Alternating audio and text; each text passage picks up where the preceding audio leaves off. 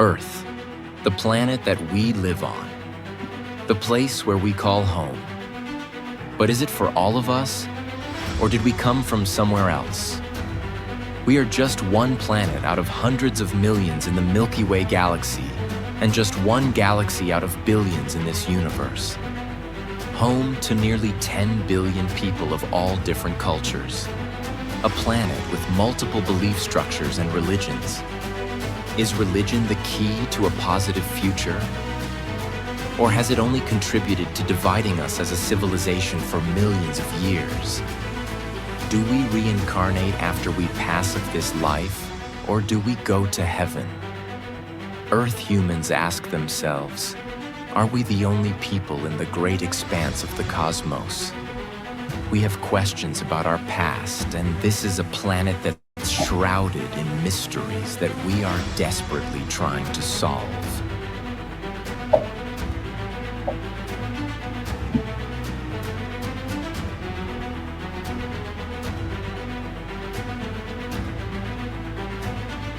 But are we going about it all the wrong way by putting our blind faith in multiple belief structures? Or should we be open-minded and have a scientific view on things?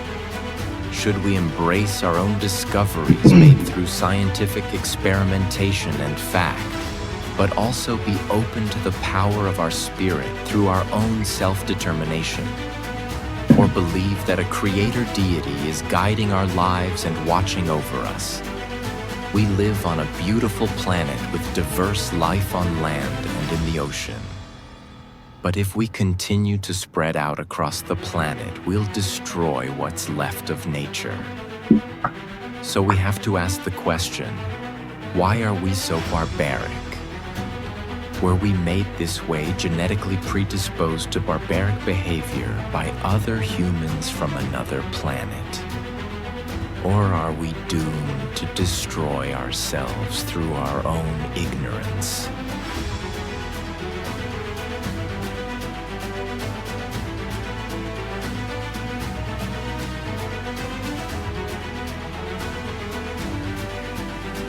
We'll talk about these things together on live streams such as existence, spirituality, science, genetics, the paranormal, meditation, and the possible future of Earth humankind.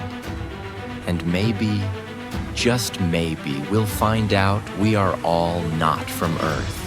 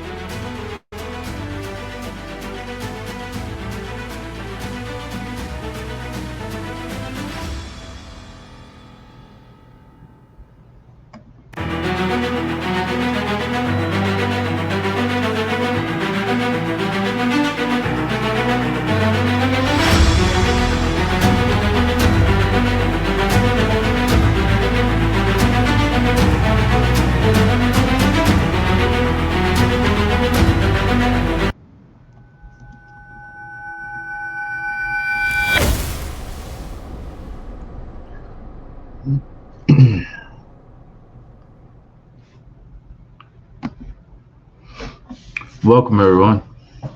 How you guys doing? My name's Vincent. This is the podcast called We Are All Not From Earth. And this is my first live stream. So most of you be watching this after the video is posted, hopefully. There's a lot going on in the world right now, isn't there? Someone just got shot and killed in Minneapolis. A nurse, of all people. Department of Homeland Security wants to say that he was armed, coming at the ICE agents with a gun. Videos prove that's not the case. So, what are we going to do about this? So, on this podcast, we'll be talking about spirituality, religion, paranormal experiences, reincarnation, science, genetics, UFO, time travel, cryptozoology, ancient legends, meditation, and the future of this civilization, and a whole lot of other topics. I'm interested in everything. I'm an open minded person. I don't judge anybody for their beliefs or anything like that. I welcome anyone on here. This is an open minded forum. I wanted to create this forum so hopefully more and more people will come on and talk about their experiences. If you see angels, if you have visions or anything like that, or if you've seen UFOs, or if you want to talk about anything, that's pretty much what I do. I'm open minded to all of it. Or we need to come together. We need to figure things out. We need to try to put our heads together and figure out the future of this civilization. Where are we going to end up?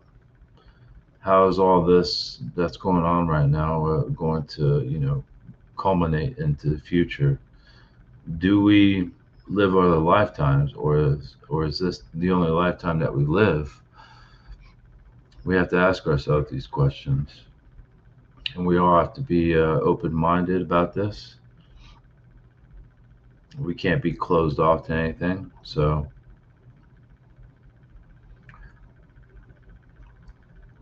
yeah, the world right now, as it is, everyone can see this. Anyone that has social media platforms, you've got Reddit, you got TikTok, X is kind of, well, let's just say that it's a tool for propaganda. Everything that I've seen since Elon Musk has taken over it, he just uses it for political propaganda. So I don't really go on X that much, but we have to observe the facts. And the facts from the video today on Reddit, this happened at 9 a.m. this morning. The man's name is Alex Preddy. And guess what? A few hours later, Kristi Noem is painting him as a domestic terrorist. I can guarantee you that he's not a domestic terrorist. He was an ICU nurse, loved by everyone. He got along with everyone. And from the video footage, it shows that he was trying to protect a woman from getting pepper sprayed in the face.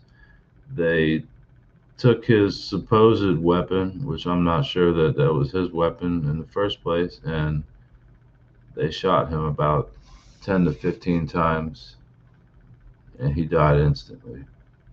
So, another loss, another casualty to the corrupt organization. So, I don't know. I kind of want to not dwell on politics. That's a very touchy subject for people. So is religion. But you know what? I'm going to get into it because religion has plagued this civilization for millions of years. So I'm going to go into it in this first podcast. I'm going to explain where it all started and the story of our civilization and how we became the way that we are. This started about 4 million years ago. So please be open-minded about this. This is accurate information. This is the truth. You're more than welcome to believe whatever you want to believe in. I support that 100%, but please be, sort of neutral on your comments about this. But So this civilization is genetically manipulated.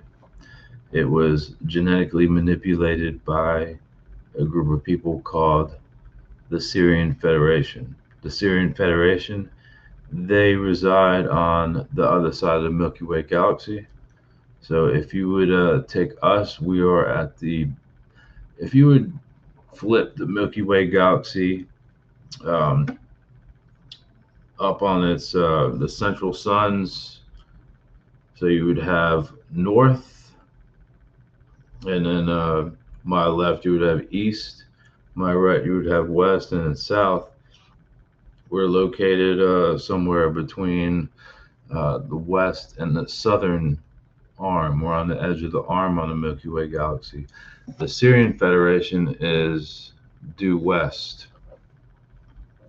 That's where their systems are. They are billions of people, which are millions of years old.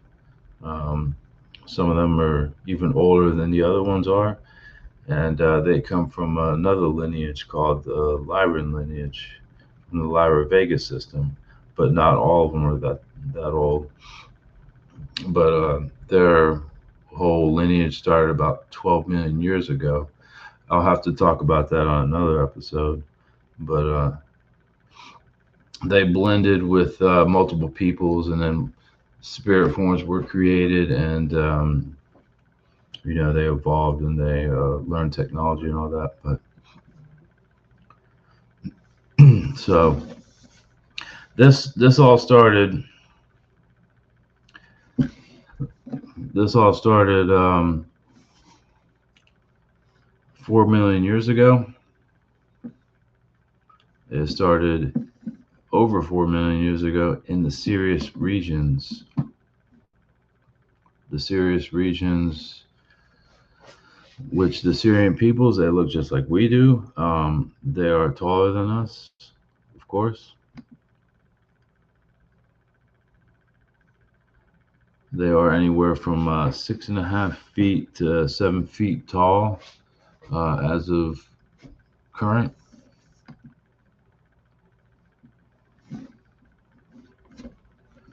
And they are human. So there are 18 classifications. There are multiple classifications. So there's human, there's reptiloid, there's amphiboid, there is primoid,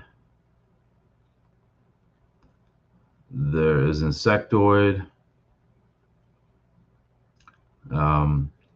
there's aeroid, which is aeroid are peoples that can survive through, aerosol environments, very, very harmful environments. We can survive through aerosol environments, but aeroid peoples can. So hold on one second. I'm sending a couple more people a link right now to log on. Said they didn't get it.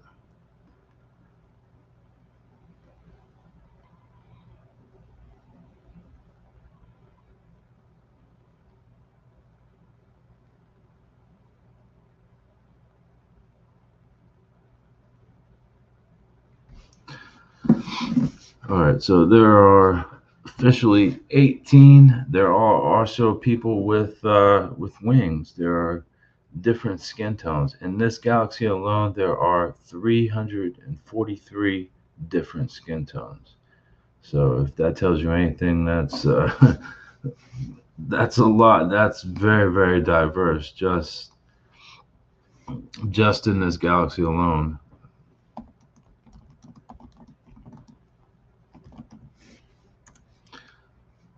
Add a couple people in here.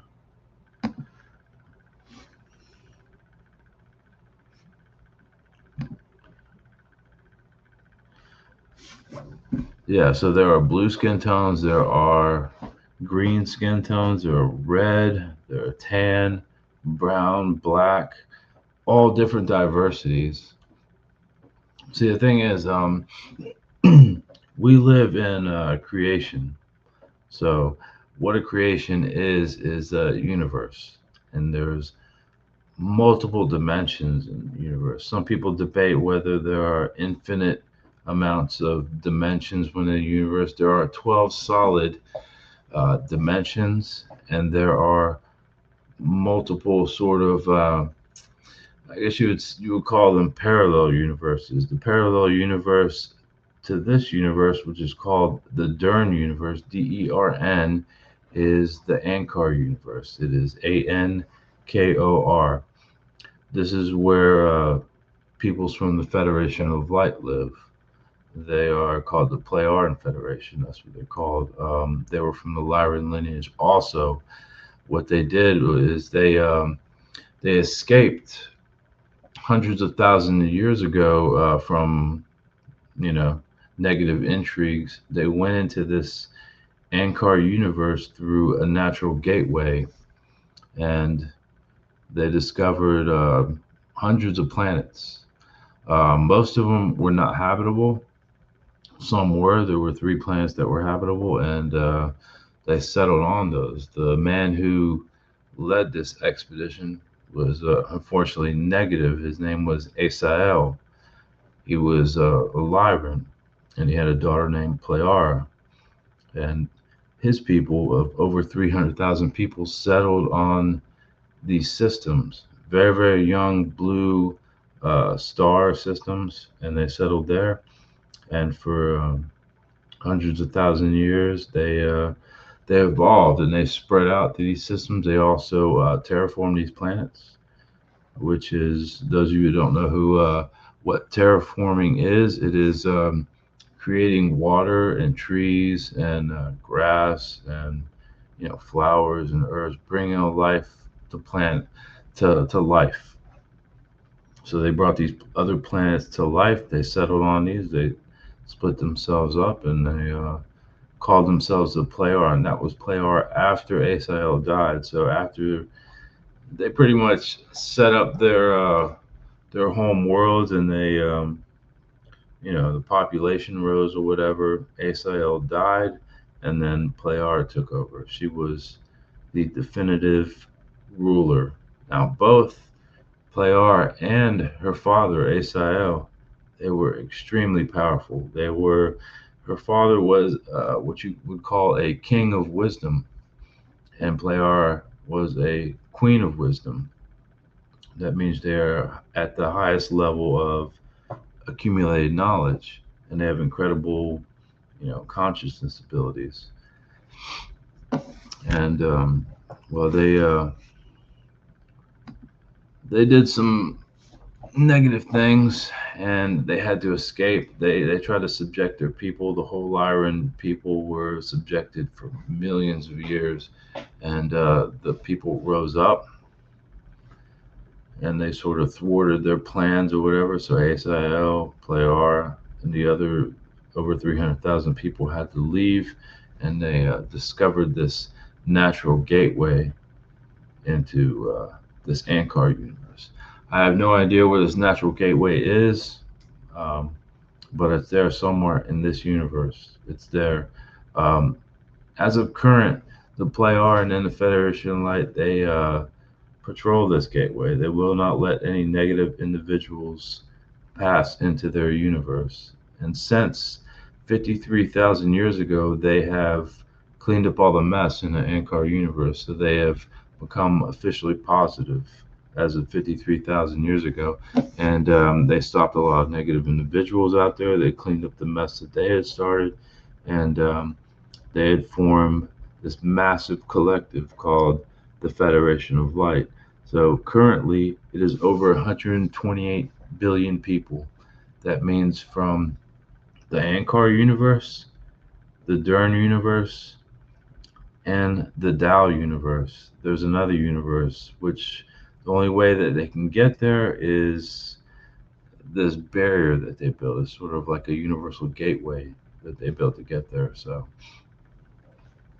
yeah, they travel through that, and it transports them in sections to this Tao universe. It takes about 5 minutes, and they can get there and they can get back. So yeah, there's a lot of people there. They have the most unbelievable technology.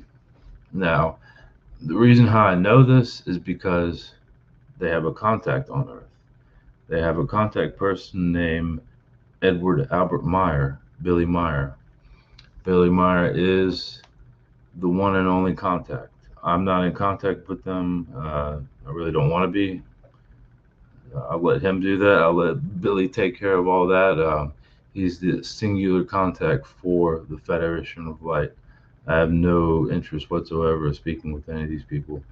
Um, kind of disagree on the way that they're going about the Earth mission, but Billy Meyer is telling the truth. I can tell you that right now. I have had um, dreams about this. I have actually astral projected onto one of his contact ship, Ptah. I have astral projected there, and I've seen these people for myself. Had vivid dreams. Also, I've had past life dreams. So, but no past life dreams being involved with the Federation of Light. From a completely different lineage of peoples. Have nothing to do with the Lyran, Vegan, Lemurian peoples whatsoever. But how I ended up on Earth, that's a long story. But I do know how that is. So 12 million years ago, they split off. The Lyrans went in a different direction. Also, in consequence, there was a massive, what they call the destroyer planet. It's a massive comet that is encircling our system right now. It encircles multiple systems. And it's supposed to come back into our system around 225 years from now. This comet, which destroyed planets in the Lyra Vega system, this comet comes by Earth ever so often, and it came by Earth at a pinnacle point in time in the Bible, which is called the Great Flood. So the Great Flood it didn't have anything to do with God smiting Earth humans or anything like that. It had to do with a massive comet coming in, and it flipped Earth on its axis. It also caused, tsunamis and tidal waves, the Earth to crack open, volcanic eruptions, all of this. It was like sort of an extinction level event. This comet didn't have anything to do with extinguishing the dinosaurs. So that was 64 million years ago. And the comet didn't exist until, several million years ago. And it will come back into the system. They call it the destroyer planet, but not for a while now. They slowed down the projection of it. So the Federation Light slowed it down to give us more time to go out there and stop it.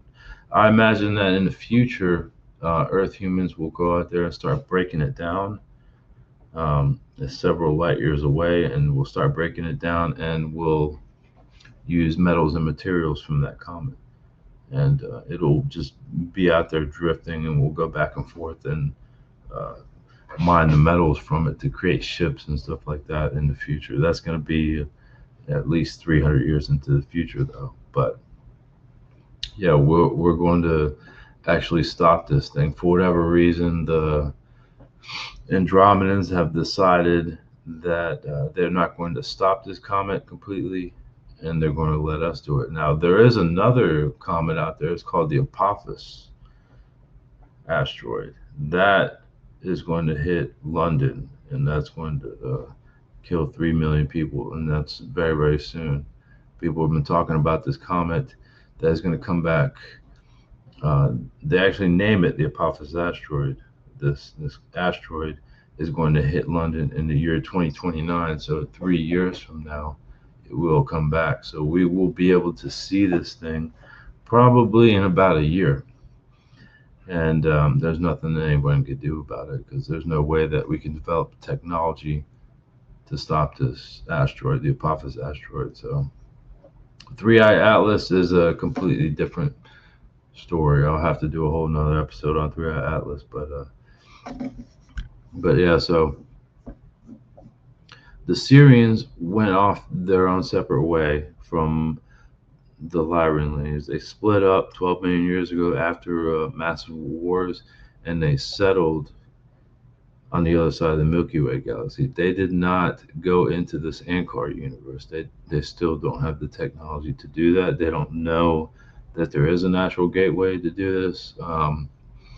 They are capable of exploring the majority of the universe. Now, you guys have to keep in mind that no one has explored the entirety of this universe. It is unbelievably vast. There are hundreds and hundreds of quintillions of light years out there. There are galaxies that people don't even know about. Um, I do believe that there is an edge of the universe, but who knows how far away that is? The Pleiad and the Federation Light have admitted that they still haven't explored the entirety of this universe, the Ankar universe, or the Tao universe. Now, they just recently, 20 years ago, from old calculations from Nokudamian, which Nokudamian is Billy Meyer. That's who he is. He possesses the spirit form of Nokudamian.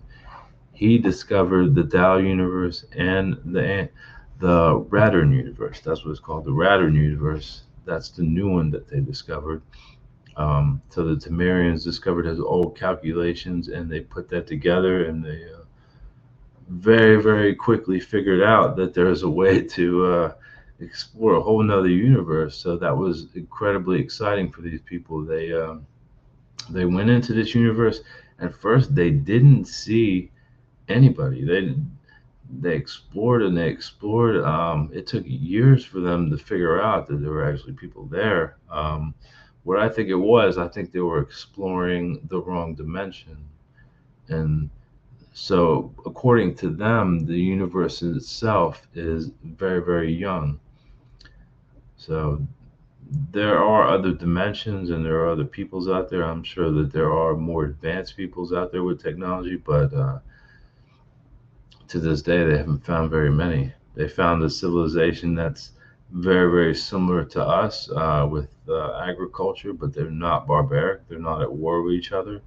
They have similar homes, similar cities, but they are green and red skin tone. There's two different skin tones on there. They're green and red. So very, very interesting. I look forward to seeing what else that they discover out there. But so the Syrian Federation, they lost their knowledge. They lost their history of who they were, where they came from, and they settled onto the Syrian worlds. Now, they built their population up. Um, they spread out through multiple systems. As of right now, there are a little bit over 10 billion Syrians in the Syrian Federation, and they made a tremendous mistake. The Syrians, they didn't want to be warlike anymore. So what they did, instead of just developing themselves in a positive way, they removed a certain aspect of their genetics. They removed this base genome, this natural predisposition of protecting yourself, natural instinct of if somebody comes at you and they threaten your life or they threaten the life of someone that you love, to defend yourself. So they removed that. They thought that they were doing the right thing, and they degenerated. They physically degenerated. They were already tall, so they became skinny. They lost the emotional will to fight back. So instead of fixing this, they made another mistake. They, instead of correcting the genetics in their genome, or to make them protect themselves, to give them the virility to fight back and against any invaders. Invaders came and they almost decimated the Syrian Federation. they pretty much wiped the civilization out. Now the invaders left, and then they had a brief moment in time to repopulate, and they came up with a very, very idiotic decision. Instead of fixing the genetics in their genome, they decided to create barbaric peoples. They created these peoples in their image, the Syrians' image, human beings in a human classification, and they made them very, very highly predisposed to barbaric tendencies, to murder, rape, all sorts of negative intrigues. They also removed the capability of them accessing their consciousness and the creational laws and the creational recommendations. So they also shortened their lifespan to about 100 years. And they gave them a few diseases and viruses and degenerative disorders to make sure that they don't overprocreate. And for a long time, this worked out. For thousands and thousands of years, it worked out. Invaders came back to the Syrian regions. They armed these barbaric peoples with their ships, and they went out there and they repelled them. They fought barbarically for their creator overlords. These Syrians presided over them like they were, gods. They pretty much started the first religious delusion on the Syrian world. That's what it was. And also another thing about the genetic manipulation that they did not have access to the creational teaching, which teaches you not to overprocreate. So what these barbaric peoples did is they overprocreated, and a few million turned into hundreds of millions. And then they fought back. They fought back against the Syrians because they did not want to call them their overlords anymore. They did not want to be subjected anymore. And they murdered some of the Syrians, and they met. Now, this process of the Syrian Federation coming together, it's not like it was just one meeting and then they decided to, exterminate all these barbaric peoples. There was multiple meetings throughout several years that went on, and they finally decided that they were going to restart the program. They were going to just exterminate all of them via a trigger in them genetically, in which they could just hit the trigger and they all just, die where they're at. They decided to do this. Now, everyone didn't want to do this. They didn't want to exterminate an entire peoples.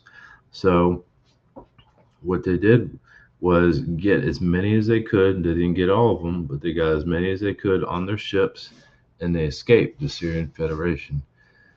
So they traveled throughout the Milky Way galaxy trying to find a place to hide, a planet that was suitable for them to hide. And for hundreds of years, they were just racing through the galaxy, going from planet to planet, picking up food, stopping for a little bit. Then they realized the Syrians were on their trail, and then they moved on again, and they finally came across this system, as far away as you could possibly imagine, in the last place that the Syrian Federation would ever think, on a system which the sun was dying already. Yes, I said it. This system, the sun is dying. The thing is about Earth system is it is over 6 billion years old. Despite whatever scientists say, this system is well over 6 billion years old, and suns have a lifespan. They have a definitive lifespan, no more than 11 billion years. So this is well over 6 billion years. It's about 6.5 billion years old, this system. And suns do die. They don't live forever. They go supernova, they implode, and then they explode, and then they blow the planets up there in that system, and then the space objects hurtle out into the galaxy, and they become asteroids and comets and things like this. This is the natural process of it. But so they settled here. This was only supposed to be a temporary hideout from the Syrian Federation. Now, at that time, this was 4 million years ago. At that time, there were three habitable planets in the system. There was Mars, Melona or Phaeton, that's what they call it, or Earth. So when they first got here, they dropped off the worst of the worst, which that's saying something for the barbaric peoples because they delved into all sorts of depravity on the ships.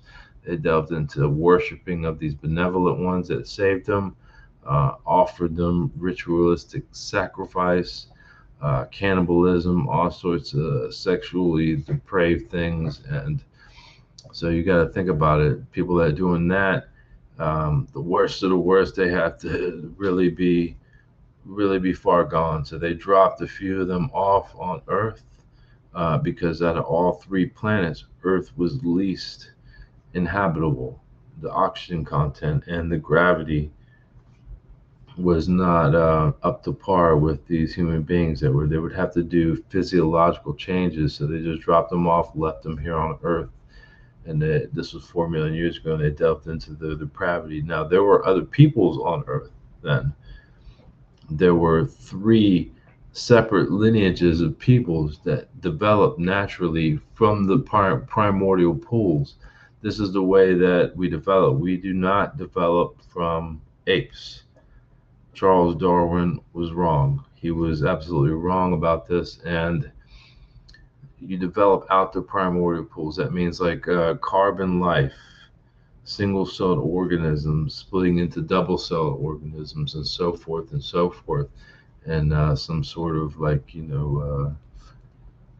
gobbly mess or whatever crawls out the primordial pool. This is a human. And then the spirit form attaches itself to that human, and it starts its natural lifetime, first lifetime, and then develops and becomes more and more. Apes and monkeys developed from these first human beings, and they spawned off a different section.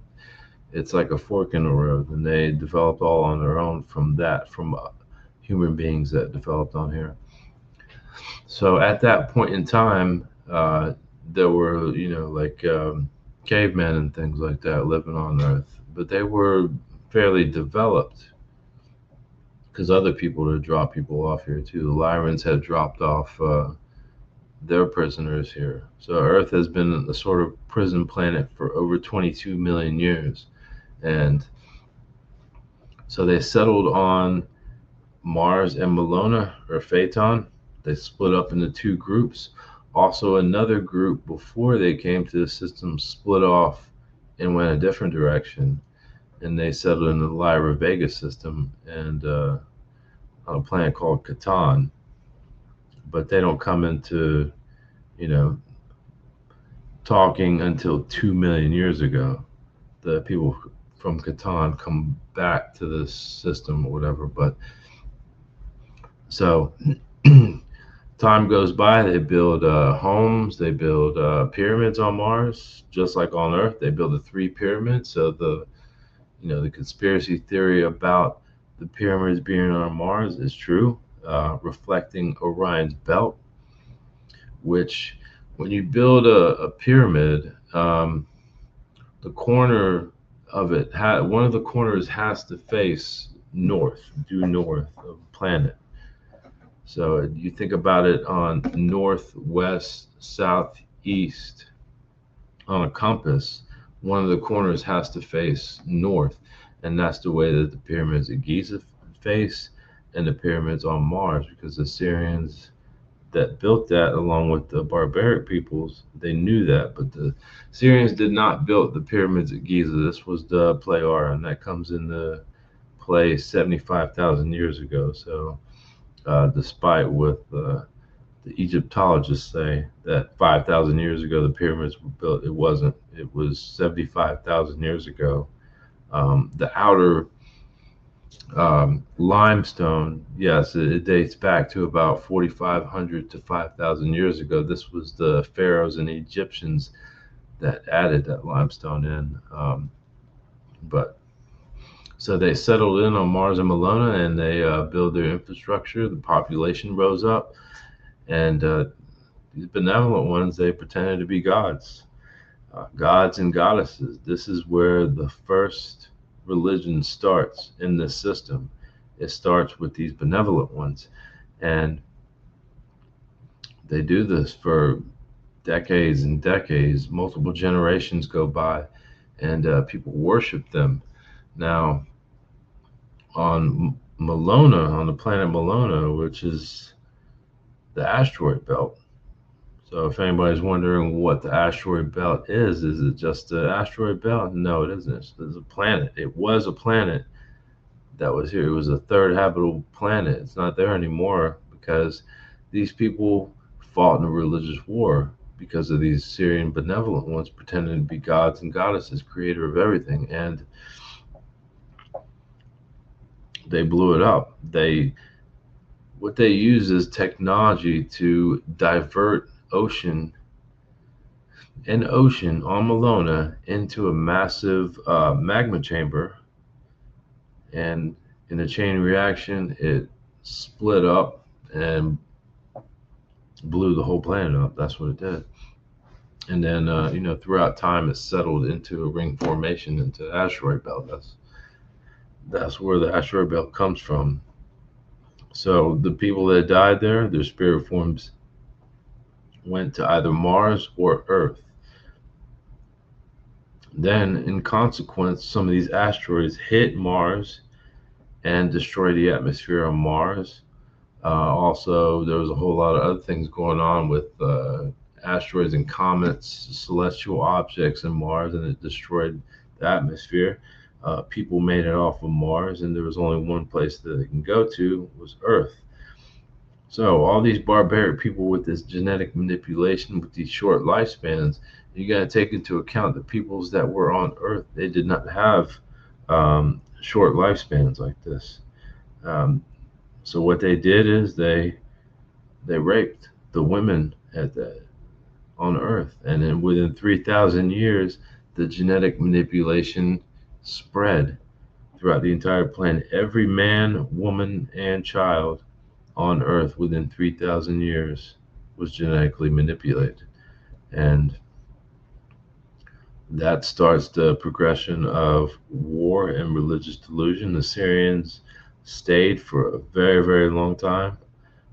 They also engendered other people. Um, they had like an outpost. They would go back and forth from Earth in their outpost, and they would come back to Earth and rule over their people. So they left about 2,800 to 3,000 years ago, the benevolent ones. So they were on Earth for a very, very long time. They were pretending to be gods, and they perpetuated religious delusion. So this is pretty much our story. Now we are all genetically manipulated. We have very, very short lifespans. Usually the average lifespan is about 60 or 70 years. Um, Back then, hundreds of years ago, it was, maybe people would live to be 30 years old or 35 years old or even 25 years old. So it's kind of doubled since then, but still, it's very rare that you see anybody that's living to be 100 years or older, especially with all the chemicals and poor diet and nutrition. So that's it. Also, there in between that period of time when the Syrians left, um, there were multiple other peoples that came to Earth and pretended to be gods and goddesses. So there were the Hyperboreans. The Hyperboreans are the old Greek gods, and they're from the Lyran lineage also. Um, then you have the Lyrans, Vegas, and Lemurians before them that settled on Atlantis. Atlantis was not an island. Atlantis was a continent in the middle of the Atlantic Ocean, and they pretended to be gods and goddesses, and they did experimentation. They created the Bigfoot creatures. They created mermaids and all sorts of other human hybrid monstrosities, which violates all the creational laws and creational recommendations. They did all these things. And then in current times, now I know a lot of people are going to, have their opinion about this, but The gods of the Bible, and there are multiple gods of the Bible, um, they were human beings. They were this Jehovah that everyone believes in. He was not a supernatural being. He was a flesh and blood person. Um, he was from a people called the Bephath. Now, the Bephath, they are from the Playaran peoples. Now, at this time, thousands and thousands of years ago, um, all the Playaran peoples are positive. Like I said, 53,000 years ago, the Playaran officially become positive, and they form the Federation of Light.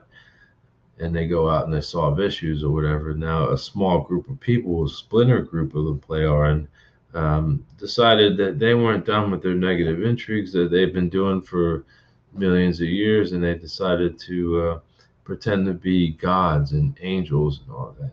And they came to Earth. They also subjected other civilizations.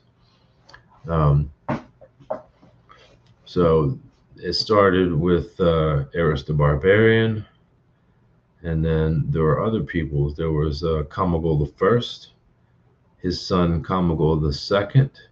When I say Kamagol, Kamogol, first and the second. Then there was Jahav, and then there was his son Jehovah. Those were the four major players in the Bible, the Christian Bible or whatever, and they pretended to be gods, a creator god. So one would take over at one point, and then another would, circumvent their orders or whatever. That's why there's like contradicting things in the Bible, where one God says, sacrifice your son, the other one says, no, don't do it or whatever. And so, yeah, Jehovah was by far the worst out of all of them. Jehovah was a sick individual. He had his angels or his messengers. There were just people. There were women and men, dressed in white clothes, and they would have this glow about them. The reason why they had this glow about them, and they would have like a halo around them, is because they're not genetically manipulated. They are normal human beings. Even though the Bephath were negative, they were still very spiritually powerful. The Playaran are millions and millions of years old spiritually. The Lyran lineage itself is roughly about 28 million years old spiritually. So that's much older than Earth. And their original story originates in the Lyran galaxy, in this universe, but they moved to Lyran Vega millions of years ago, and they settled there. They were the giants, the Lyrans and Vegans. The Lyrans specifically were the giants of old age, where we hear myths about giants coming to Earth. So they sent their prisoners 22 million years ago, these giants, and then they degenerated, and then they got smaller and smaller, which there are still giants here on Earth. There's a story about 15 years ago about the Kandahar giant. They are the degenerated descendants of these giants. The Kandahar giant was about 14 or 15 feet tall, and he cut down the Special Forces Marines over there in Afghanistan. So there's settlements all throughout the planet. There's giants in Afghanistan. There are giants in China. There are some giants in other parts of Europe, in cave systems like in Turkey. And there are a large collection of giants in South America. Now, these giants are red hair giants, and they have like sort of a grayish skin tone, but they're there, and pretty soon they're going to be on the news, because part of the Enoch prophecies is that before World War III, these giants in South America, they're going to start burning villages and things. They're going to come out of the underground. So I'm pretty sure that that's going to happen sometime soon. But also the Native Americans talk about red-haired giants all throughout the Western United States. And they've even found bones that are like 9, 10, 12 feet tall. giants. So these are the degenerated descendants of the Lyran lineage that have come to Earth. So they're still here. I wouldn't classify someone that's 15 feet tall as a necessarily giant, but these Lyrans were about 22 to 30 feet tall.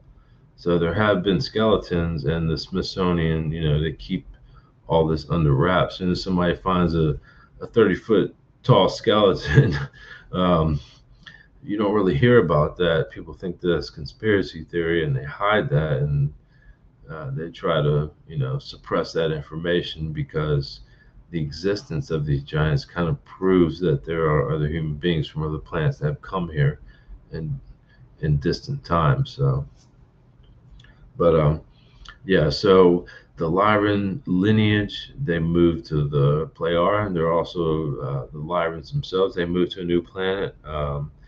And the whole Lyran lineage spread itself out throughout the Ankar universe, the Dern universe, and the Dow universe. So there are the Hyadians, which are from the Lyran lineage also. There are some people from the Orion system.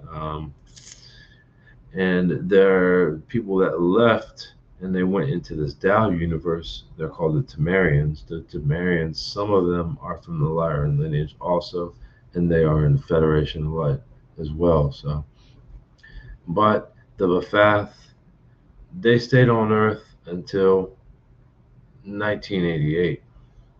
Finally, the Federation of Light decided to deport all of them from Earth, and it ended up in a very bloody battle. And now, as far as I know, that there aren't any living members of the Ba'ath. So they set booby traps and things like this. And the last person that pretended to be this god of the Bible was Kamagol II.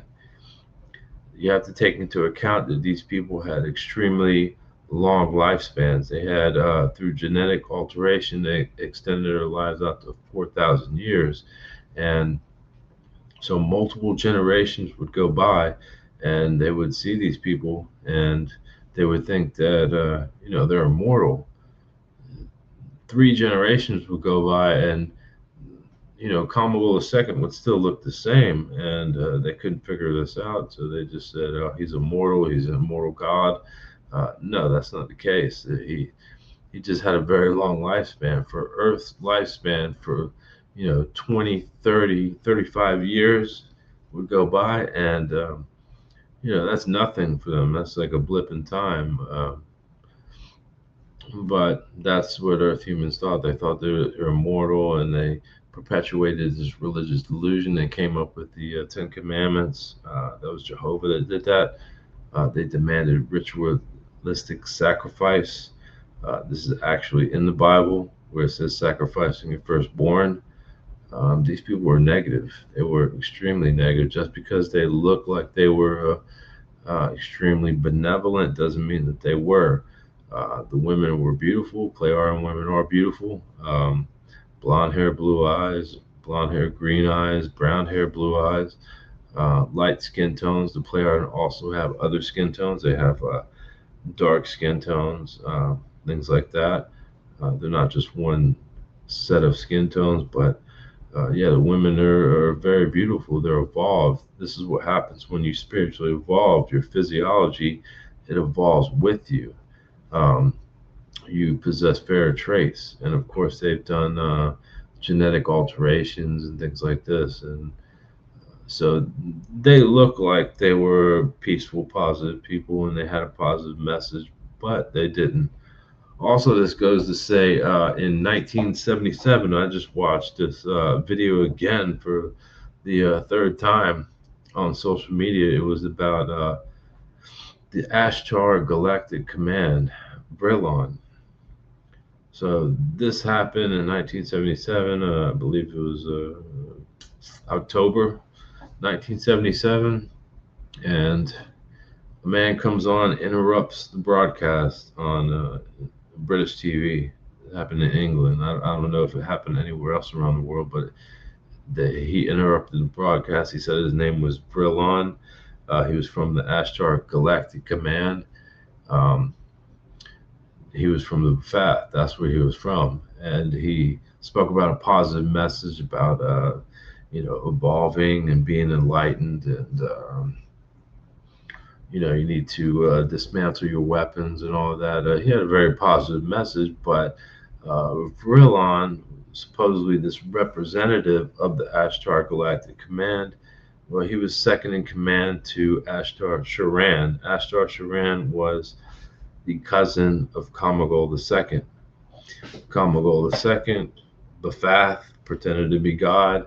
Ashtar Sharan also did other negative intrigues. He did all sorts of things in the Ankar universe and in this universe. He even went with his cousin Kamagol II through the barrier, and I have no idea why the Federation Light let them through the barrier. They did also negative intrigues in the Tao universe, and they would go back and forth. I have no idea why they let them go back and forth, but they knew who they were. They knew that they were negative. If you ever see them, ask them. Ask the Andromedan High Council why they let these negative people just persist for thousands and thousands of years. So the Ba'ath had a installation. It wasn't where they lived. They had an installation underneath the Giza Plateau. That means the three Giza pyramids. There was a massive natural underground cavern, massive when I'm talking about it. And they had a very large ship. They had a bunch of small ships, and they, built rooms and homes. That's where they staged everything on Earth. So the first people that they came in contact were the Egyptian people. Now, the Egyptian people were the Jewish gypsy people. They were one of the three original peoples on the planet. There were the Jewish gypsy people that crawled out of the primordial pools, the Native Americans in the Yellowstone area, and also the Mesopotamian Sumerian peoples not too far away from Egypt. They developed our primordial pools. So when I say Sumerian, I'm not talking about the Anunnaki. The Anunnaki is a fiction. They created a story. There were some peoples that came. They were from a different civilization. They came. They interacted a little bit with the Sumerian peoples, but they left real quick. So the story of Planet X and Nibiru, that's not true. They made that up. Plus, Zachariah Stitchin, he falsified the cuneiforms. He just the thing is, Zachariah Stitchin could not accurately translate the cuneiform, so he sort of just made up his own language. And I know a lot of people are going to be against that, but that was the case. Even though he's not alive right now to defend himself, but he did do it because he was sort of on a time constraint, and he needed to produce some results. So he just kind of made up the whole story about that. So also the Sumerians had a very vivid imagination about things. There was no such people called the Anunnaki. So yeah, they had an installation in the Giza Plateau, and then that's where they ran things from Earth. They also influenced other peoples. They influenced other peoples around Europe, and they further thwarted people into religious delusion, and they demanded ritual sacrifice. As far as I know, the Playaran themselves, they were just, what they were doing is they were going around thwarting their plans and things like this, but they weren't deporting them from Earth until recently. This was very, very recently. So the Ba'ath have stayed on Earth since about the 1980s, doing whatever they want to do. They also did apparitions of Virgin Mary. They showed their ships. They use teleplasty. They have consciousness abilities. Teleplasty is the ability to create like shadowy images with with your mind capabilities. These are mental fluidal abilities. That's what they are. And they did these things. They also use holographics technology. They use mental manipulation. Astrar Sharan was very, very skilled at this. In my opinion, from my research, I think that Astrar Sharan um, influenced the Son of Sam back in the 70s. Influenced him. The Son of Sam claims that his neighbor's dog told him to go murder people, and from what I can see, that was mental manipulation. It wasn't just that he was a crazy individual; he was put under, powers of persuasion by someone very powerful. And the B'Ath were very powerful. They have telepathy, telekinetic ability, um, pyrokinetic ability. They have teleplasty. They could even teleport. You can teleport using pyramids. That's what pyramids were for. Pyramids were not used for burial chambers for pharaohs. That's ridiculous. Pyramids have always been used for meditation and to practice teleportation. That's why there are different pyramids on ley lines on the planet. You use these pyramids, you get into a meditative state, and through a lot of practice, you can teleport yourself back and forth to each pyramid. You can also teleport yourself to other planets. Now, once you reach a certain spiritual level of evolution, the high council level, then you can teleport and teletransport wherever you want within the confines of the universe, which is the creation. Um, the Andromedan High Council can do that very easily, and they teleport all over the place. They don't really use ships. Um, they come to Earth via teleportation. They don't.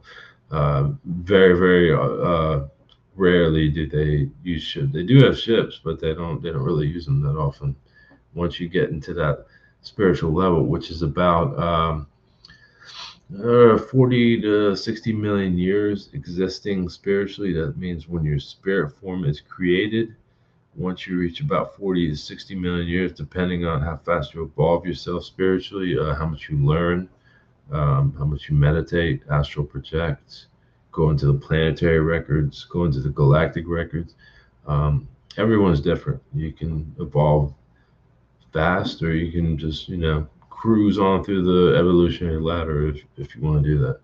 And eventually you will reach this level where you exist in the half physical, half spiritual existence. Now, people that have been in this existence, Andromedans and others that have come to Earth, they've been misidentified as supernatural beings, as sort of angelic creatures or supernatural beings, but they're just human beings.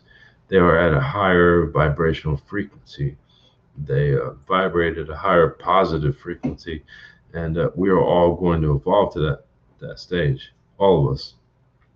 So yeah, they teleport wherever they want. Teletransport. It's sort of like a white horizontal beam. That's what it looks like whenever they teletransport, and they can go wherever they want. Um, Here to Andromeda, back and forth.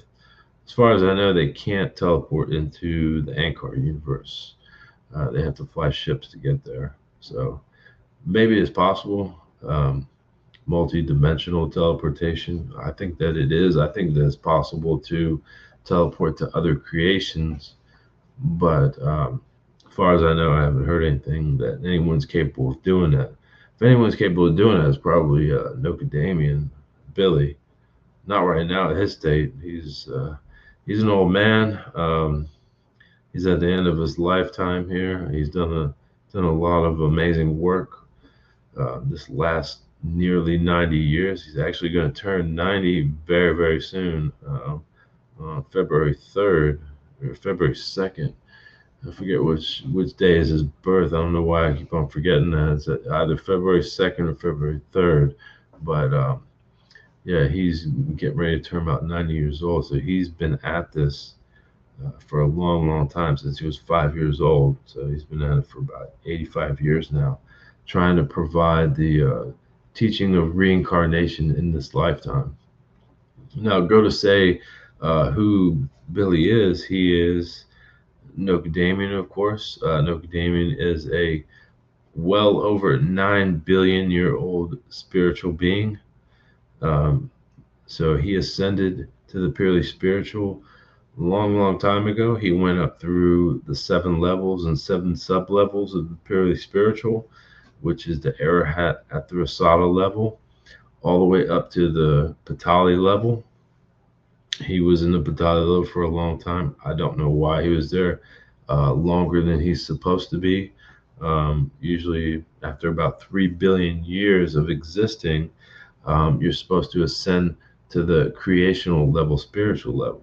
Now, I'm not entirely sure why he lingered around that long, but because millions of years ago, people were delving into all sorts of barbarism and they had forgotten the creational teaching. He had to leave the purely spiritual, create a new physical body, and then educate people on this. And he's been doing this for millions of years. Now, um, if you do this, and that's your choice if you do that, anyone can do this who they wanted to. He was the one that decided to do this out of all the Patali level spiritual beings. He was the one that chose to educate people to come back into the physical existence. Um, if you do this, you have to go through the evolutionary ladder again.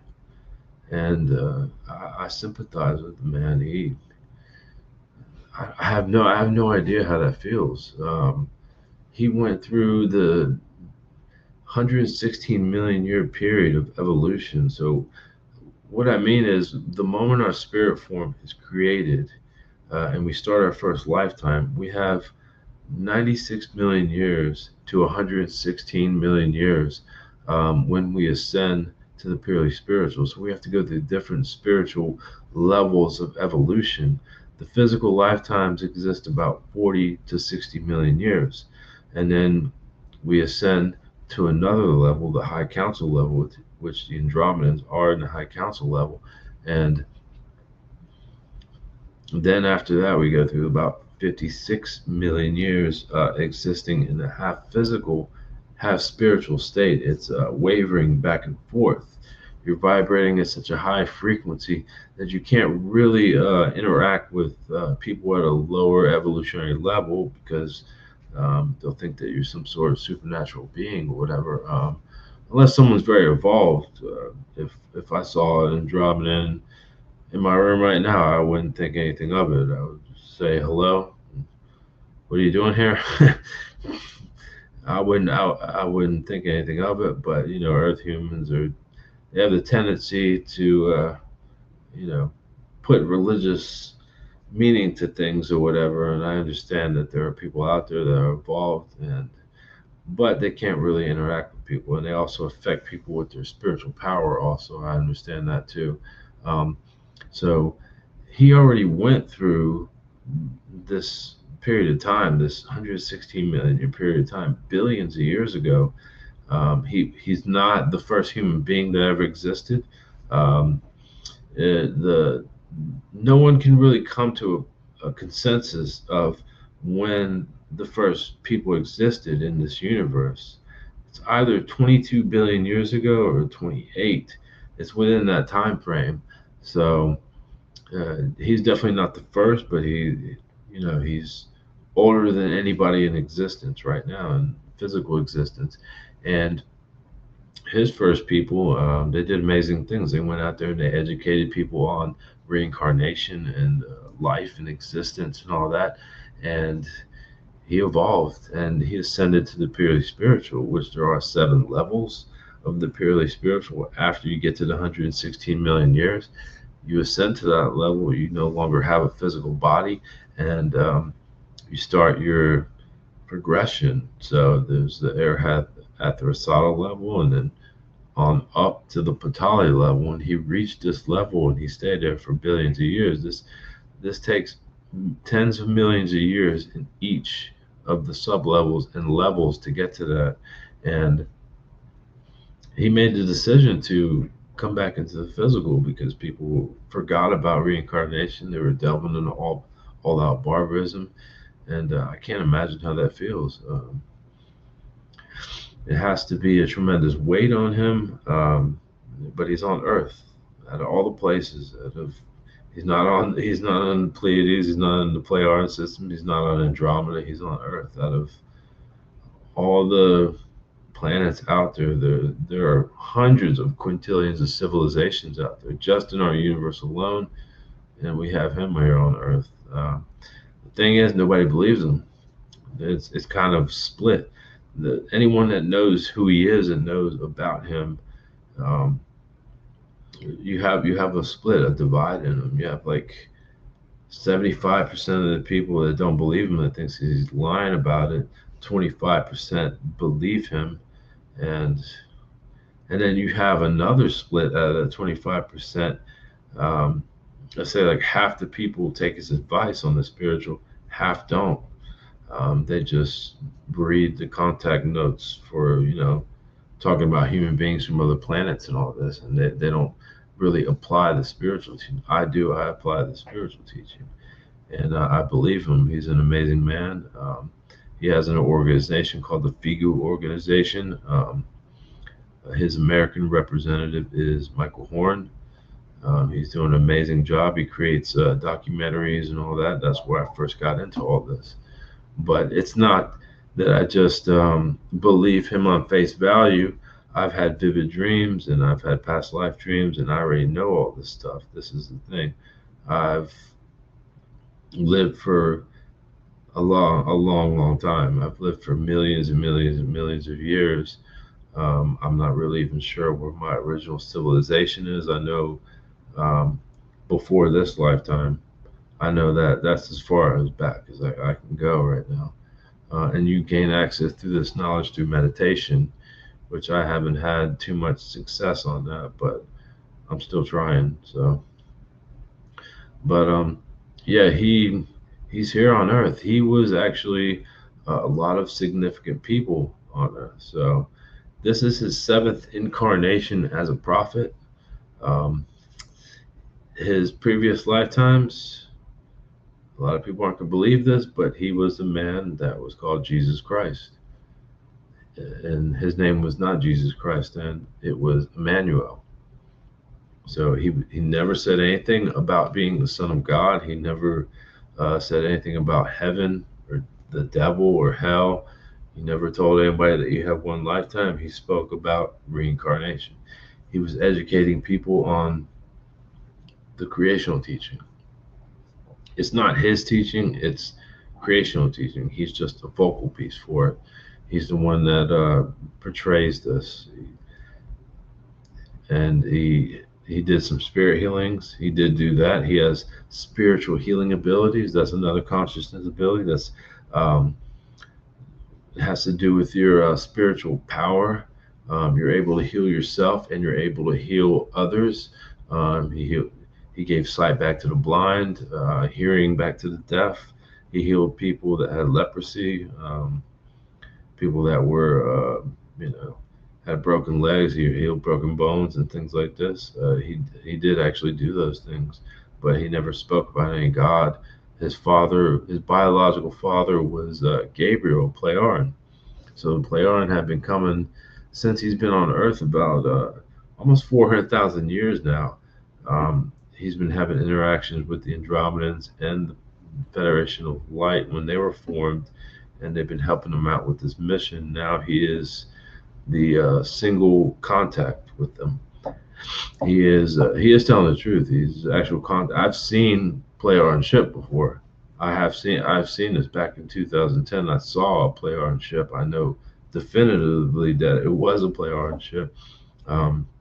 Like I said, I astral projected onto Bata's ship, and I'm pretty sure that they saw me there astral projecting, because they stopped what they were doing and they stopped talking and they just looked at me, and I guess they're like, he's just asleep astral projecting.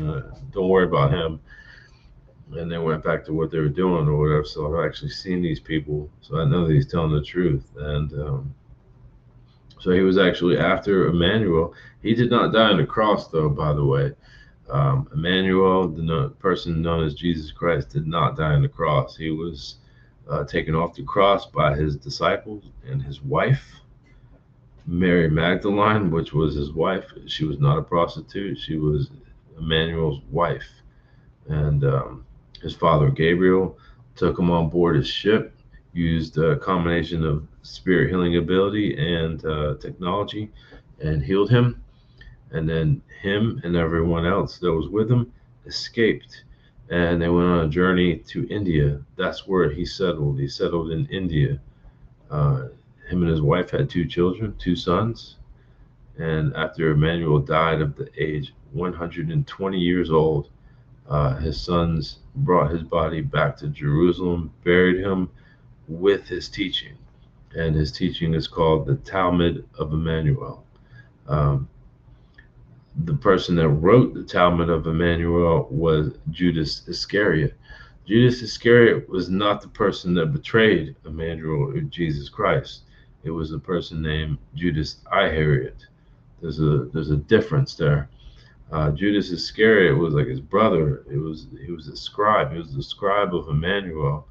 And I'm not sure about this, but I think that Christian in the FIGO organization, I think that Christian is Judas Iscariot in this lifetime.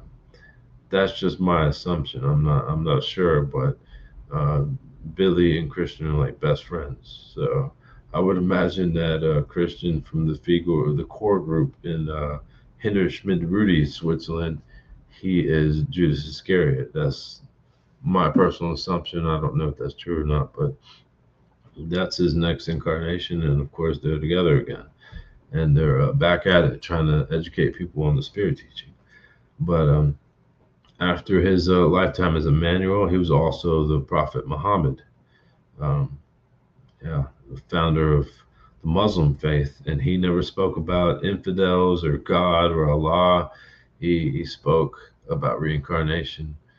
And of course, his teaching once again got twisted and manipulated into a religious delusion, and that wasn't his fault, but it did. And then he's had other lifetimes as piano players, and his previous lifetime very interesting. He was Rasputin. This is Rasputin has got. If you look back and you Google Rasputin, there's all sorts of myths about him. They say he was a black magic practitioner. There, even on that movie Hellboy with that big monster guy with the big right arm or whatever. Hellboy in the first movie, Rasputin is a very powerful dark magic practitioner. That's not who he was, though.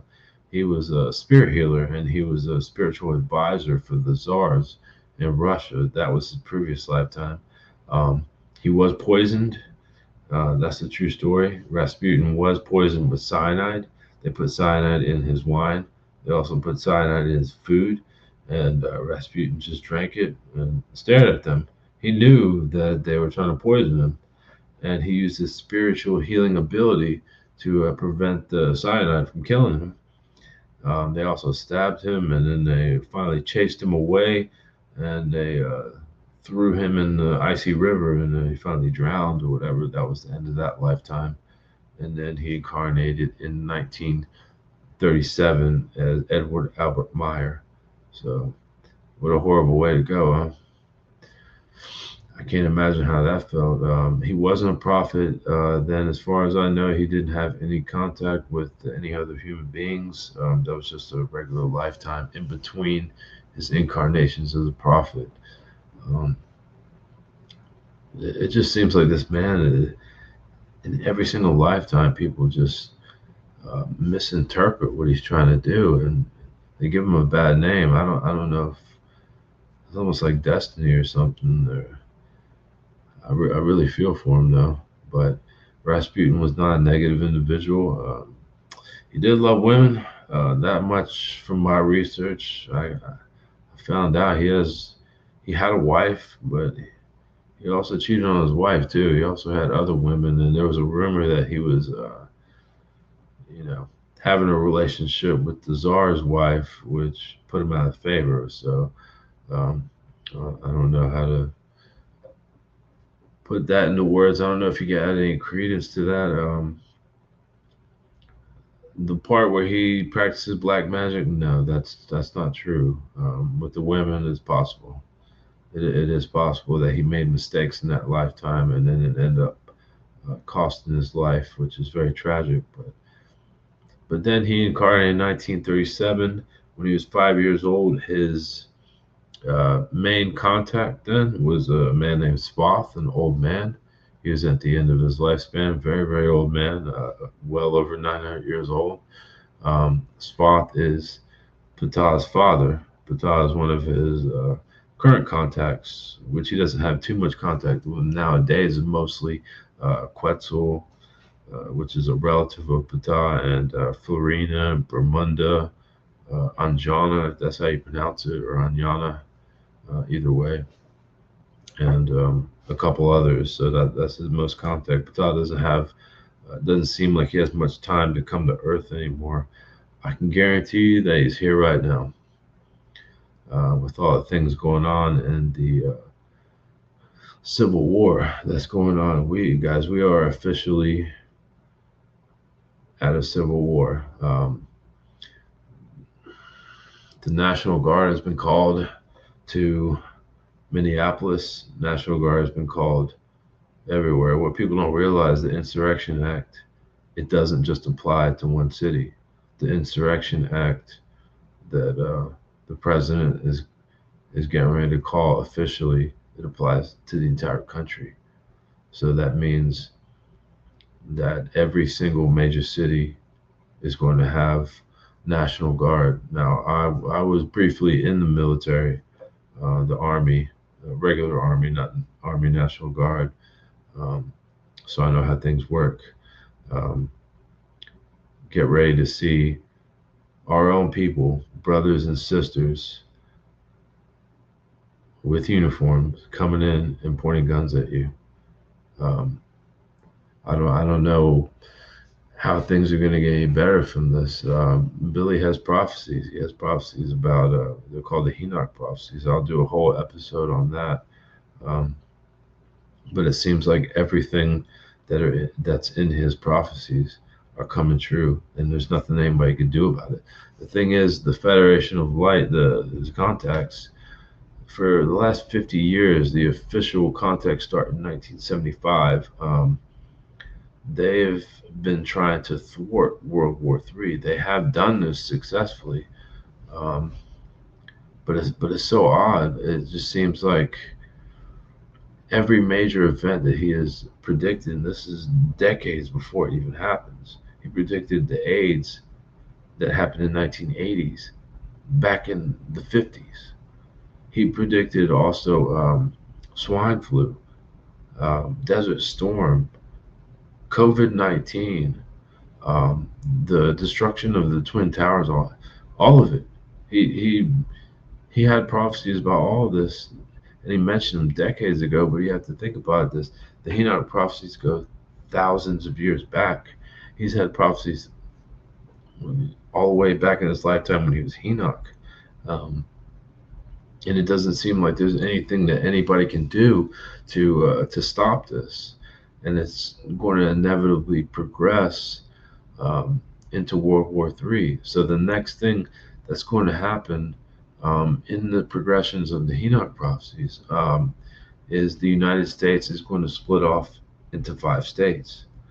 So as a result of this civil war, and this is right before World War III kicks off, which World War III is inevitably going to happen in November this year. There's no doubt about it. It's happening in November. He's already we have passed the point of no return. That's the way that prophecies work. So prophecy can be prevented. Billy says that predictions can be prevented. Predictions are things like volcanic eruptions, La Palma going off, which La Palma is a volcano in the Canary Islands. And when that goes off, and that's already had activity for the last 3 years, activity has started in La Palma. I kept track of that, and I thought it was going to go off 3 years back, but it hasn't yet. But it was sort of dormant. Now it's active. So when La Palma goes off, all that land is going to slide into the ocean, the Atlantic Ocean, and create a massive tsunami that is going to envelop the entire eastern seaboard of the United States, all from Canada, from above Maine, all the way down to Miami, Florida, and the Caribbean, is going to be enveloped in a massive tsunami. And people don't realize this, but tsunamis don't have to be like 100, 200 feet tall waves. The tsunami out in the southeastern Pacific back in 2005 or whatever, right around when Katrina happened, the tsunami was just a rush of water and it tore down houses and things like that. But this is going to be anywhere from 8 to 1,000 foot wave when La Palma goes up. La Palma is considered, it's not a super volcano, but it's one of the largest volcanoes. Yellowstone, um, in Yellowstone Park, that caldera is a super volcano, and that has erupted several times in the past, and that has resulted in extinction level events that has wiped out dinosaurs and all sorts of life on the planet. Mount Vesuvius is considered a supervolcano also. So that is going to happen sometime soon also. But the next thing is going to happen after the Civil War reaches out. It's going to reach out to every single state. There's no doubt about it. I've been looking on social media right now. There are not only riots in Minneapolis, there's riots in Los Angeles, Seattle, Portland, Memphis, Tennessee, which I live in Knoxville, and that's not too far away, Nashville, Tennessee. Uh, I even heard reports of ICE in Chattanooga, Charlotte, North Carolina, Washington, D.C. People can't even drive their cars in the streets in Washington, D.C. because there's thousands of protesters there. New York City, forget about it. They have roads blocked in New York City. Jersey City, even in Maine, now there's protests in Maine because the ICE agents ripped a person that worked for the sheriff's office out of their car and detained him illegally. Um, there's protests going on in Dallas, Texas, Fort Worth, um, all over the country right now. It's unbelievable. So we're officially in a civil war, and it looks like things are not going to get better. This is it. We are past the point of no return, and now we have to live with the result for allowing the wrong people to be in power. Things will end up positive. In the Enoch prophecies, the civilization does survive. All these unfortunate things have to happen. So World War III will happen in November. I can guarantee it. I'm going ahead and predicting that, even though there's not dates in Enoch prophecy. Everything that's transpiring, there's no way that this will calm down for months and then a couple years go by and then World War III. No, they've already prepared for this.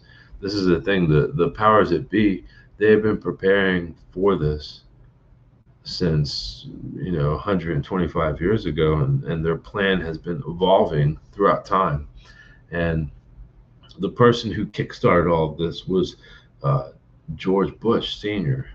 He was the one that kickstarted all of this with Desert Storm in the 90s. And he did a whole lot of other things when he was vice president, when he ran the CIA.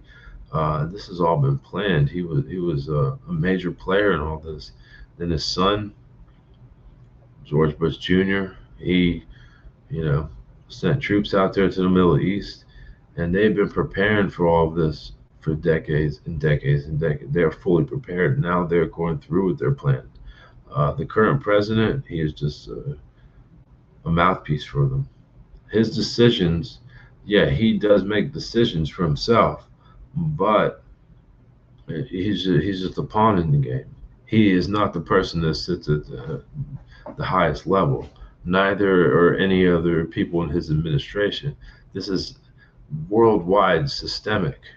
This is an organization that has existed since the year 1440. I'm not going to go ahead and say their name on there right now, but They've been plotting this for a very long time. They're fully prepared. One of the other things that they're going to do is they're going to use UFOs. They have reverse engineered UFO technology. They're going to use this technology to scare the public, to make it look like we're being invaded by other UFOs. That was the whole thing with Three Eye Atlas. Avi Loeb, he is complicit in this. He is. He's just another player in the game. Um, Spreading panic about UFOs and all that. And that's what they're going to do. And they've already started doing this because um, just a couple of days ago, there was a UFO hovering over Mexico City. It was clearly a man-made. It wasn't other human beings from another planet. It was a man-made, reverse engineered ship from the crash at Roswell. They've been doing that. There's been many crashes all around the planet, and they reverse engineered these ships, and they're sending a message to the Mexican government and the people down there. You're next. So we're going after Canada. We're going after Greenland. You're next. This is all part of the plan. The president, he's just going along with it. Um, I'm not saying that he has good intentions. No, he doesn't. He doesn't have any good intentions. The man is a monster. He's an absolute, complete monster, and he's been perpetuating this agenda. He tried to do it his first term. If everybody remembers what happened his first term, the police ended up killing the man by putting his knee on his shoulder in Minneapolis, Minnesota, the same state that voted against him. He's just going out and taking retribution on people that didn't vote for him, anyone that speaks against him. I'm probably gonna be on the list too. I don't care. You can do whatever you want to do for me. Um, I'm tired of keeping quiet. I'm tired of shutting my mouth. I'm tired of all this nonsense. And honestly, it doesn't matter what happens to me. I know that I'll live another lifetime. Um, yeah, the time for staying quiet is over. And another man just died, Alex Preddy, a nurse, an ICU nurse. This is unbelievable. A positive man that everyone loved. Another one, just part of the nonsense. And also, I think they targeted him. I think they're using this flock technology. They knew that he had uh, a license for a weapon. They purposely went at him, and they staged the whole thing. There was another video with the ICE agent saying, "Give me some scissors. I need to cut his shirt open. Where's the weapon at? Where's the weapon?" How did they know he had a weapon? How is that possible that you knew that he had a weapon? He had a jacket zipped up. There was no way of telling whether he had a weapon or not. So this proves that they knew before they even interacted with this man and pepper sprayed him and pepper sprayed another woman that he already had a weapon. So they purposely went after him because they knew they could play the narrative in their favor. They were trying to find a weapon to put it in his hand to make it look like he was trying to attack the ICE agent. That's my opinion of it. And these people are dirty. They will do anything to promote their agenda, and a man lost his life for it. So we are headed down a long road. It's going to take 150 years to come back from this. So this world war is going to last 3 years and 11 months, short of 4 years. And 3/4 of the population will be wiped out. There is nobody pretty much on this planet that's going to be safe from this. There's no way where you can go other than the elites. They're going to go in their bunkers. They've been building these bunkers for a couple decades, 30 years now. Highly advanced bunkers. Bill Gates has a massive bunker underneath his home. He has more than one. Mark Zuckerberg has a bunker. Um, Jeff Bezos has a bunker. Elon Musk most definitely has a bunker. And even the president was he removed part of the White House to create a command center. There's rumors that it was like a ballroom, or there's rumors that it was, like a little small bunker. No, it doesn't. He already has a bunker. There's already a secret entrance in the Oval Office where he can escape if he needs to, if nuclear missiles fly, and he can take that maglev train to the advanced bunker, the presidential bunker or whatever. What he's doing is he was building a command center, and guess what? Magically, this thing is going to be done before the missiles start flying. Watch. Here in about a month, in a month, that thing is going to be done, and he's going to have himself a full-fledged command center when the missiles start. It might even happen before November. It's possible. That's just a projected date of things, but it is possible that things can get out of hand before that. But um, so we have a lot ahead of us. So in 150 years, there's going to be a lot of progress, genetic progress, curing diseases and viruses and degenerative disorders. It's gonna be the people that survive though, and it's gonna be their descendants. It's gonna be their descendants of these people. People are going to be a little bit more positive than they are now, and the religious organization will be dissolved. So that's a good thing. Billy is going to have one more lifetime here in 50 years. The year 2074 or 2075, he's going to incarnate again, and of course, he's going to have to become an adult. Maybe in 20 years after that, so the year 2095, he's going to, start to educate people about the spirit teaching again, and he's going to be the one to end religious delusion. He's going to finally end it, this long mission that has taken 400,000 years nearly, and that's going to be the end of it after he passes 40 years later. So you have to think about it. It's about 150 years from now. That's when actual progress is going to start. And then, we'll start developing ships and things like this, the fly, light speed and all that. And eventually, in about 800 years, Earth humanity is going to be fully positive, and we will leave Earth, whoever's physically around then. Now, if you're not in an incarnation, then you're not going to leave. Your spirit form in 2,000 years from now will leave the planet with his spirit form, Dokadamian's spirit form, and we'll spread ourselves out into other planets. I can guarantee that I'm not going to be around at that time because I don't agree with the end of the Enoch prophecies, which, like I said, that's a whole nother episode. But yeah, so this is what's going to happen now. I don't even know what to say. I can guarantee you, I know that I'll be proven right about this. So I was already right today about National Guard. I talked to somebody about this, and I told them, watch the next things that's going to happen is National Guard is going to start rolling up in Minneapolis. They sure did. Now this is going to start happening in all the cities, Los Angeles, Dallas, Fort Worth, Miami, all over the place. You're going to start seeing this in the news. The Insurrection Act will be called.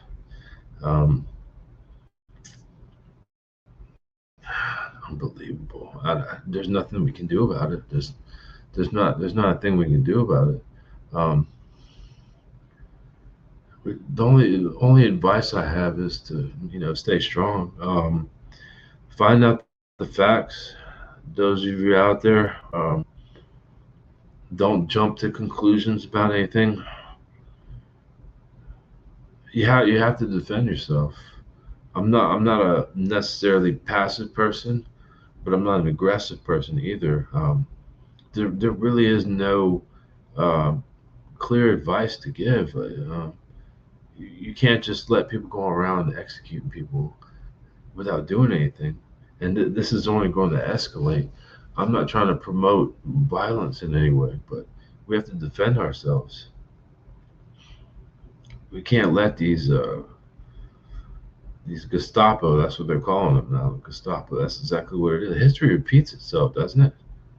It's unbelievable. This organization, this worldwide organization, um, use your imagination, that's been plotting this for a long time. They've tried it already, like multiple times. They tried it in World War One. They tried it the same way in World War Two, and it didn't work. And then they tried it again with Vietnam, and they tried it again with Desert Storm, and it didn't work. And then they tried it with the Afghanistan war and the war with Iraq and all that, and it didn't work. And now they're going to do it again. And there's not much we can do. We are past the point of no return. There's nothing that anybody can do about this. There's nothing that the Federation and like can do short of coming to Earth, deporting billions of people, which they were planning on doing 20 years ago. Um, they were planning on putting uh, hundreds and hundreds of millions of people on a prison planet. They were so close to doing it. They were on Earth, literally. There were billions of them on Earth, and they were thinking about deporting the worst of the worst, but for whatever reason, they decided not to do it. I really wish that they would have. This was around the year like 2005, 2003, or something like that. Right around the time that they discovered the radon universe. Um, that's what it's going to take. It's going to take taking away all the weapons. Um, what I would suggest is terraforming Mars. We have a prison planet right here in the system. Create water, trees, life on it. Build temporary homes and put their butts on Mars. Get rid of them, all of them. And then the thing is, they're going to have to make themselves known, though. And what they're worried about is Earth humans thinking that they're supernatural beings, gods and goddesses, rioting, looting, throwing Molotov cocktails at cars, burning down buildings, saying, "Oh, this is the end of the world. It's the rapture," and all that nonsense. That's what they're worried about. But it's going to take that to stop this. There's nothing that anyone can do to prevent this from happening. But yeah, I don't know if they're going to do that or not. I hope that Ptah makes a decision with his heart, not with his head, and finally decides to go through with that plan. They should have went through with it in the first place, and we wouldn't be in the situation that we are now. But here we are. I'm really not sure. I think it's a 50-50 chance. He did make a proclamation. If anybody wants to look at it, you can go to figu.org and you can look up the Pleioran proclamation, where it states that the Pleioran themselves specifically, we are not going to interfere with anything from Earth. And it goes on. I haven't memorized it, but um, Ptah was the one who said it himself, and he says he's not going to interfere with anything. But I think he put himself into a corner by saying that. You never have a mission on a planet and then sort of tie your hands or whatever, preventing you from helping anyone out. But he did say it. This wasn't just his decision. It was billions and billions of people. There are over 5 billion people in the Pleioran civilization, so it wasn't only his decision to say that. But I felt like he put himself in the corner. Personally, I wouldn't do it.